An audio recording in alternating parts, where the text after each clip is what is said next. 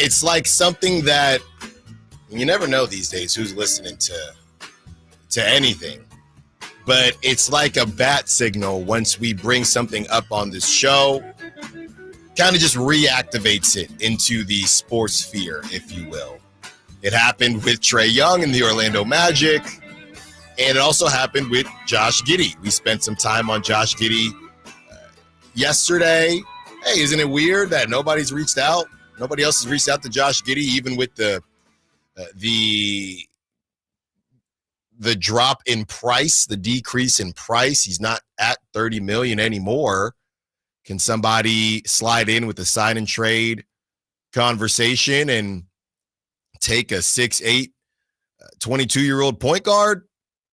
Maybe that'll happen. So we talked about it, and we got off the show. And what do you know? On the newest Steinline article from Jake Fisher talks about other teams being interested. And here's the quote. There have been multiple teams who have reached out to Josh Giddey's representation about having interest in Josh Giddey. Golden State is one of them. Golden State would be interested, depending on how the discussions could go, in some type of Josh Giddey-Kuminga sign and trade, to my understanding. Now, there is no point in us getting into the nooks and crannies of what that would even look like. All we know is obviously there's some possibility of that working and of that happening, which is why Jake Fisher is reporting on it. So I read this, and the first thing I see is, so he brought up the Warriors, but didn't bring up other teams. Does that mean the Warriors were the most serious? Maybe, maybe not.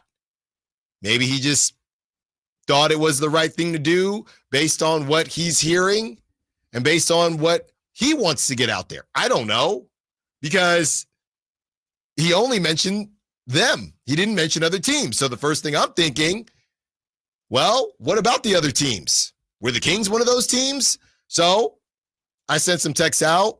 I'm in the process of trying to get that confirmation within either organization. But when it comes to the Malik Monk of it all, right, from what I've heard and from those that do tend to be in the know, they would not be surprised if the Kings were one of those teams. Now, obviously, Josh Giddey is a guard, and they do have Dennis Schroeder on this 3-year deal, but everything that the Kings have done to this point, this offseason, have told us that they are open to everything. They are open to literally everything. Jonathan Kuminga, I said this from the first moment we had those conversations. He doesn't really make sense on this team right now. He does not make sense with the 36-year-old DeMar DeRozan and a Zach LaVine and a Domantas Sabonis, which led us to the handshake agreement with DeMar DeRozan. But I would even make that argument with Domantas Sabonis as he's in his prime, and why he would want to see a 22-year-old who needs runway be the number one option or the number two option, because that's why Kuminga would be there. I said from Jump Street it didn't make a ton of sense. The Westbrook thing that we've beaten into the ground, that doesn't make sense since they have Dennis Schroeder. Josh Giddey might make more sense than some of the other conversations that we've had. In a sign and trade scenario, you'd have Malik Monk at that price point, and then you move off of a Devin Carter as well, assuming that the Bulls are moving in that rebuild conversation or direction, if you will. Now, the Kobe White thing and why they wanted to hold on to Kobe White, that wouldn't make a ton of sense, because if you move off of Josh Giddey, I guess from the Kings' perspective, you wouldn't move off of Josh Giddey. You still have Kobe White, and now you're bringing in two more guards, right? Plus, you'd still have Ayo Dosunmu. Exactly. So that would be a decent amount of guards. You talk to people in Chicago, and it's very Kings-esque because they don't know what Chicago's doing. We played that clip at the beginning of the offseason, and I had everyone guess which team that was about, and a lot of people guessed it was the Sacramento Kings because it was one of the radio personalities saying they don't know where they're going, they have no direction, and he's going on and on and on, and it was about the Chicago Bulls, right? They're one of these teams that haven't fully said uncle yet. And if you want to move in the direction of a young point guard, which is who you traded for, why aren't you going to pay him? Which is why ultimately I didn't start off the show with this proper, because I do think the Bulls are going to sign Josh Giddey. They're just playing the market and they're just lowering the price, right? Now that other teams are involved, we'll see what happens there in a sign and trade scenario. Maybe it does make sense for Jonathan Kuminga to go to the Bulls because those timelines are close enough with Kobe White and Kuminga. Kobe White's 25 years old. They're not terribly off. I still don't know what they would be doing. They would move off of Vucevic. They might just have to waive him, which is crazy. Meanwhile, they still play Matas Buzelis. And they got Matas. They got the Senge. Yeah, they got the young French guy. So that would give them somewhat of a direction. Hey, we just have a bunch of young dudes. We're going to be the Midwest Wizards and see what we can do. So that would make more sense than having a conversation with the Kings, even though the Kings would have a young guy in Devin Carter.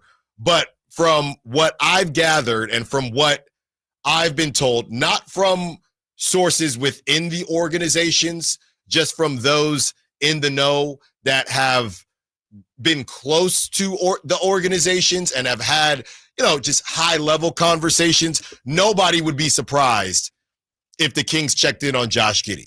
And history tells us throughout the couple months of the Scott Perry era that they probably did, to be completely honest with you. They probably did check in on Josh Giddey because they've checked in on virtually everyone that's become available. Anyone young, I would say. Anybody under 25, the Kings have been interested in. Jonathan Kuminga essentially had no market. We didn't hear about the Suns connected to Jonathan Kuminga. It was the Kings who started that off. And the Bucks maybe a little bit. We had the whole Giannis stuff and the Bulls as well. But it's all started with the Sacramento Kings. So I haven't gotten any confirmation yet as far as actually sourced within the organization. Hey, we reached out, whatever the case may be. I don't have that yet. I'm waiting for that. But as far as those that are just, familiar with situations, it's not a yes or no, but it's I definitely would not be surprised if they did, because that's just how the Kings have been rolling so far. Now, I don't think, based on what I've just said, I don't think that the Kings, assuming the Bulls do say uncle, which is funny saying uncle when you have a 22-year-old already. You're already saying uncle. No, the Bulls just say, we're not going to be able to help you, kid. Yeah. We're just going to the bottom. Right. Even lower, like limbo, how low can you go? Even lower than where they're at now. But if the Kings... While also not doing that because they're going to extend Kobe White. Yes, right. Exactly. So if the Kings did check in, assuming they did based on what we've seen throughout this offseason so far, I don't think if you were a fan or you wanted Josh Giddey maybe on the team, 22, 6'8", point guard, who I think has a lot of room to grow, I just don't think that the Kings have more that the Warriors are looking for in a sign and trade scenario with Kuminga than they would have for Josh Giddey, partly because at least we know what the Warriors are attempting to do. We all know the Warriors are trying to get Steph number 5. We all know that. I don't know what the Chicago Bulls are trying to do, which makes it harder to assess what they would want. We know to a certain degree, because I don't know how much the Warriors even know, but we know the Warriors are just trying to get whoever they think can help them win number 5. I don't know what the Bulls are trying to accomplish going into 2025, 2026. Well, let me ask you a question. Of the guys on the team right now, I know you're a big Matas guy, but of the guys on the Bulls right now, which one would you say in 3 years has the chance to be the best? Probably Matas. And that's just me. I mean, I guess you could say Kobe White. Well, I feel like the answer probably is Giddey, right? If you're doing this. Oh, yes. Yes. Yes. We're if counting they hold on to him. Yes. But I'm saying, like, in this scenario, even if you're trying to go to the bottom or you're trying to go up, The goal is to ultimately acquire a player who can be an all-star one day, right? That's the whole point of tanking. Depending on how you feel about Matas and Nasenge, like they kind of are and they have Jalen Smith. They're kind of already building that young core out, but they do need a star.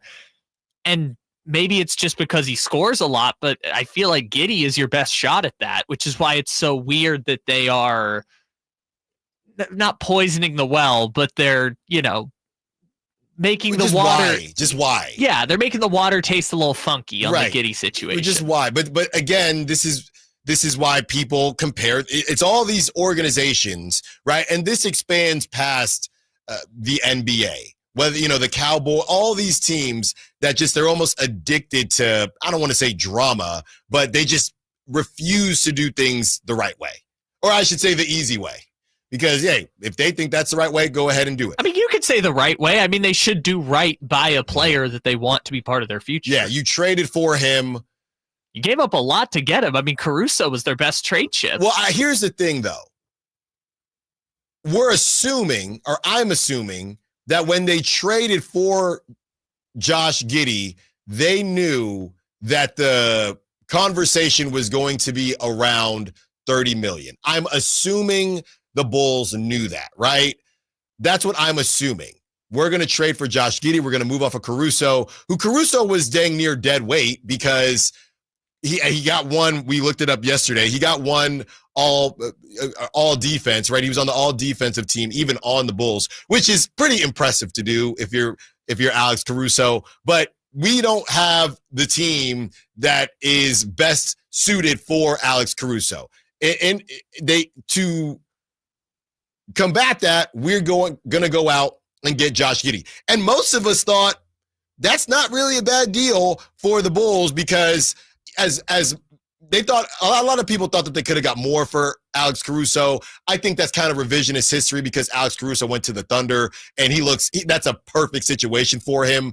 Alex Caruso going to, 12 other teams, I don't think people are saying they could have got way more. I don't think that. It's because he went to the Thunder. And I guess the Thunder have it to give is the other argument. But as far as Josh Giddey is concerned, I'm going to go ahead and assume that there were conversations with the agent. Yeah, we're going to extend you the same way Pascal Siakam got the extension. Or the same way that literally every other top 8 pick in your draft class got the extension. Right. So the $30 million, that I'm sure that came up. It reminds me of that commercial, right? And I think it's, Indeed.com, where they're joking about how they're more clear about how much you make when you're in the interview and they say, okay, how much am I going to get paid? It would be competitive. Okay, well, what does competitive look like? Competitive, right? It reminds me of that conversation. I don't know if actual numbers were brought up, but you got to think that at some point the agent said, hey, this is what we're looking for. So to me, the issue isn't, hey, that's what you're looking for. If you go on LinkedIn or wherever right now, there's a range, right? If the range is, and sometimes the ranges are too big, but if the range was 22 to 30 for Josh Giddey, right? Let's say that range was brought up high level. Hey, you're going to go to the Bulls. We think you're going to be in this range, and hopefully it's closer to 30. All fine and good. But to get traded to the Bulls, and not that Josh Giddey had any say, but to say, hey, I'm all in. I made that half-court shot, kind of screwed us over, but I'm cool. I want to be in Chicago. Let's get this extension going. To then look at that range as a player and for the team to say, yeah, we know we gave you that range, and we know it went up to 30. We're not even going to give you the middle of that range now that we don't have to. We are going to give you the bottom of that range. That's not, look, business-wise, it's smart, and that's why these are billion-dollar organizations. I get it, but you do have to do certain things the right way. You ain't winning a daggone thing right now. To me, it's just not how you do business if you are the Bulls. And going back to, kind of the different GMs and everything that happened with Michael Jordan and Scottie Pippen back in the day, this stuff does get remembered, and it's just kind of unnecessary. And for me, if the Bulls were being reported, it's not a matter of whether I think Josh Giddey is worth $30 million or not. If they were even getting reported at 25 and Josh Giddey was kind of, hey, well, I think I'm at 30, then I'd say, all right, Josh, you don't have there's a line that I feel like the Bulls are playing with and possibly cross as far as, hey, we're just going to save a couple mil because, sorry, brother, you have no other options. You can do what you want, and it's good business savvy. I just think that in the long run, if you want this guy, why? And maybe that's the thing. I mean, the report was that they're looking at like a 3-year deal in the 20 to 25 range. Well, that's not Brett Siegel said the cap was 70, right? Yeah. So that's basically 23 a year. Yeah, exactly. And maybe Giddey can get up to 25. I was just looking back at that draft class. Jalen Green, who was picked like 4 picks before Josh Giddey, his was like 3 for 100. Which maybe that's a good deal in hindsight. Jalen Green kind of took a leap after signing that deal.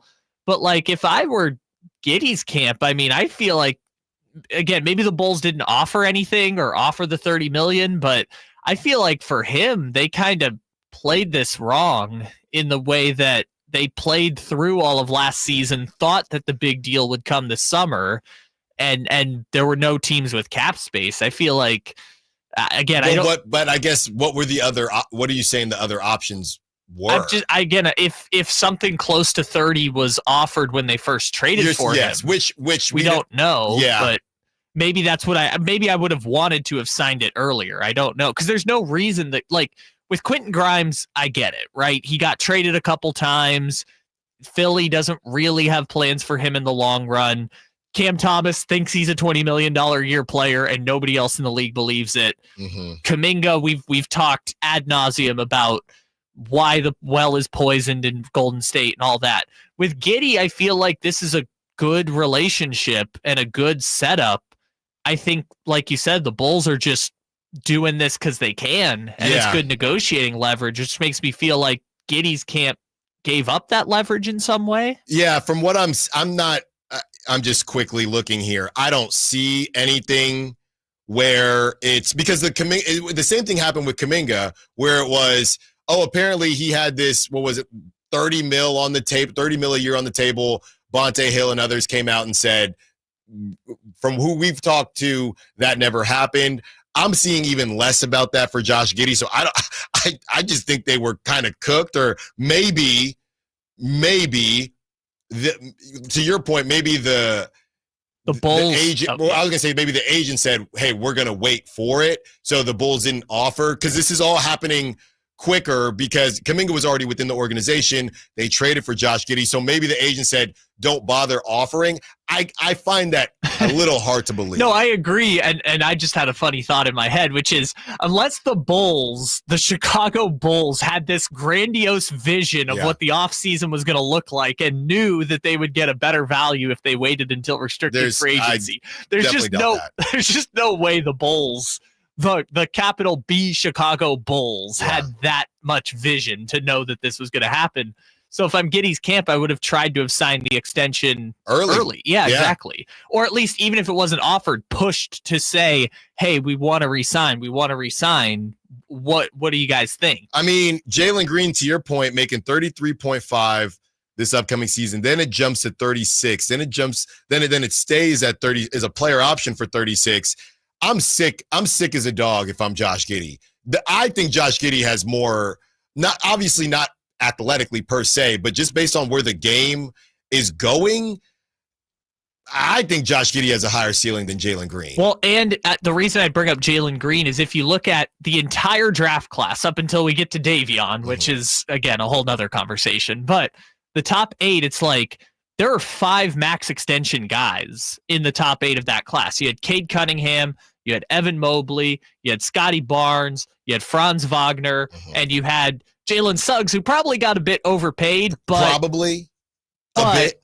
Orlando was committed to that young core. They were like, we got 3 hits in 2 years between those two and Paolo, and they were like, we're just going to lock up the entire young core kind of situation. So Orlando kind of did what you were talking about, where they were like, we're committed to you and we're not even going to play around. Here's $35 million, Jalen Suggs. Here's a max contract, Franz Wagner, even though I don't think Franz Wagner will ever be worth a max contract. Yeah.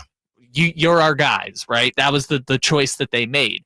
With Giddey, again, I don't know if the Jalen Green contract was ever on the table or if he was ever going to try and get that, because Jalen Green, I think right now is a higher upside player than Giddey, but they're not that far. It shouldn't be Jalen Green's getting $33 million and you're getting $22 million. Like, the gap between Jalen Green and Giddey is not that large. Again, bringing it back to the Kings specifically, and the reports that multiple teams have reached out to Josh Giddey's camp about some type of sign and trade. The full confirmation as far as, within the organization, I cannot confirm on that. But as far as how surprised those around the league would be if the Kings did make a call to Chicago, who they're very comfortable doing deals with, they know very well it would give them a young point guard with an opportunity to offload some of their 8,000 combo guards. We should not be surprised if we find out, and it comes out, that the Kings called about Josh Giddey. With that being said, I personally do not think that the Kings have the assets, I don't think, to acquire Josh Giddey, but I also don't know what the Bulls want or why they're in this situation. And deep down, I don't think the Bulls are going to move Josh Giddey, because you could build your young core right there. I just think they're being cheap.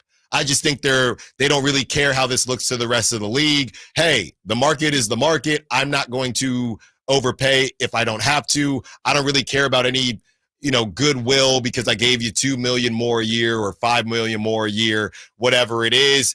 If that's how they want to do it, that's their prerogative. Either the Bulls are geniuses or they had incredible foresight to see what was going to happen this summer with restricted free agency, which I'm going to lean on the latter, given the Chicago Bulls track record of organizational decisions. Yeah, but I believe that the Kings probably did check it.